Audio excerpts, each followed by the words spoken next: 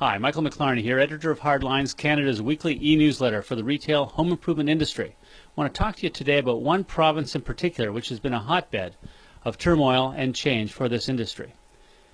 Faced with a summer of slow sales, municipal government scandals, and a prolonged construction strike, Quebec has had a tough time in a year that has not been easy for most of the country. And while Quebec may be the hardest hit in terms of a sluggish economy, the retail home improvement market there has certainly seen lots of activity. Of course, the fate of Rona weighs heavy, not just in that province, but for the entire industry. However, other companies are making a lot of moves there as well.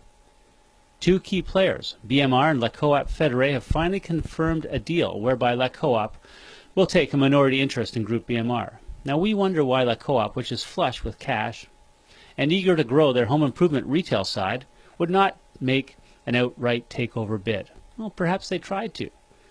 But certainly this arrangement now, as it sits, does at least two things. It enables the process of rationalizing their respective buying functions and combining their distribution centers.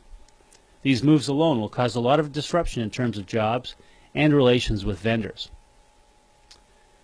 It also puts BMR in a position to take control in a number of ways. For example, CEO Yves Gagnon will head up the combined group for the next few years at least.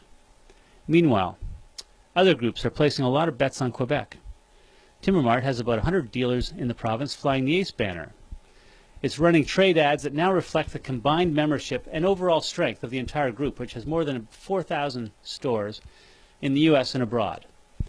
Also on the retail side, or on the trade retail side, Castle Building Centers is investing heavily in advertising to prospective dealers in Quebec.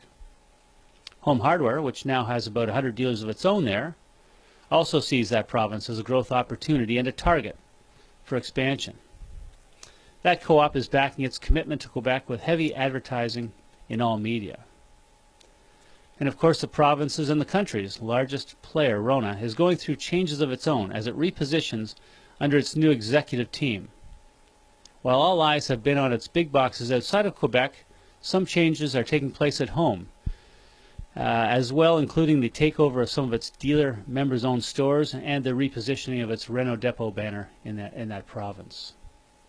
On top of all this, U.S. retail giant Target has opened its first stores in Quebec, with 16 that were scheduled to be open this fall. Should Rona become the subject of another takeover bid, as it was last year when Lowe's tried to buy it, or if its new executive team decides to break the company up by, well, for example, selling off more of its big boxes, then the activity in Quebec will only heat up further. The current changes, however, are enough on their own to indicate that La Belle Province will be the scene of much shifting of banners and market shares over the coming months and years. I'm Michael McLarney, signing off for this week.